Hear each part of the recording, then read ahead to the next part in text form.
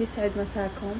بدي أحكي بس معلومة إن شاء الله بميزان حسناتنا جميعا على المقاطعة اللي هلأ إحنا عاملينها، وإن شاء الله مستمرين فيها لجميع أوقاتنا حتى إن شاء الله بعد ما ننتصر بإذن الله. في هذا المنتج نسكافيه أكثر الناس تستخدمه، إحنا كثير يعني نستخدمه يوميا، والماجي. طبعا الماجي أنا من زمان قبل اللي صاير هلأ بغزة بستخدم بندا وبستخدم اسناد. صراحة بشهي وكتير زاكي، ما في فرق ابدا. بس بندا بحسه شوي بغمق، ممكن يغمق الطبخة درجة، بس ما فيها اشي عادي.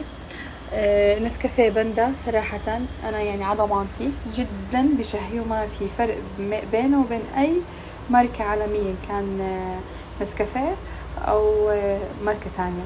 بندا جربوها بتجنن، بالايس لاتيه، بالنسكافيه السخن او البارد بجنن، رغوته